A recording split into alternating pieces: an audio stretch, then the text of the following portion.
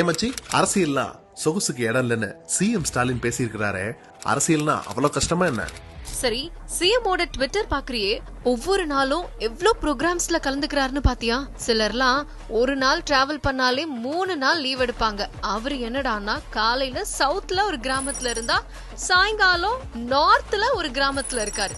இப்படி இந்த வருஷம் மட்டும் கிட்டத்தட்ட 15,000 கிலோமீட்டருக்கு மேல கார்ல மட்டுமே டிராவல் பண்ணி தமிழ்நாடு முழுக்க நலத்திட்ட உதவிகள் வழங்கியிருக்காரு. இதெல்லாம் பிசிக்கல் ஸ்ட்ரெஸ்னா அதுக்கு மேல நிதி தராம இழுத்தடிக்கிறது, வரி உரிமையை பறிக்கிறது, திட்டங்களை வரவிடாம தடுக்கிறது, ஆளுநர் மூலமா ஓயாம தொல்லை கொடுக்கறதுன்னு தமிழ்நாட்டுக்கு எதிராக அத்தனை வேலைகளையும் செய்யற பிஜேபியோட பொலிட்டிக்கல் பிரஷர். மத்த ஸ்டேட்ல எல்லாம் இப்படி பண்ணி மொத்த பொலிட்டீஷியன்ஸையும் தன்னோட வழிக்கு கொண்டு வந்த பாஜகவால ஸ்டாலினாலதான் தமிழ்நாட்டுக்குள்ள வர முடியாம வழி தடுக்கப்பட்டிருக்கு.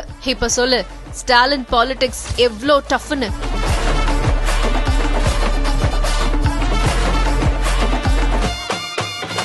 அதுவும் சரிதான்.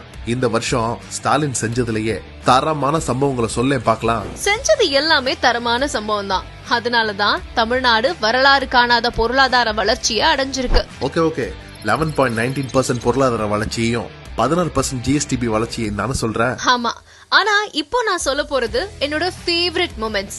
இந்திய துணைக்கண்டத்தோட வரலாற்றை தமிழ் நிலத்துல இருந்து தான் தொடங்கணும்னு சொன்னதோட இல்லாம சயின்டிபிக்கா அதை நிரூபிச்சு இரும்பின் தொன்மையை வெளியிட்டு ஒரு பேங்கரா தான் இந்த 2025 தொடங்கினாரு. ஆமா மச்சி, அதே மாதிரி அரிட்டாப்பட்டி மேட்டர்ல பிஜேபிய பின்வாங்கி ஓட வச்சதெல்லாம் வேற லெவல். என்ன தாண்டி என் ஊரை தொற்றா பாக்கலாம் மொமெண்ட் அது.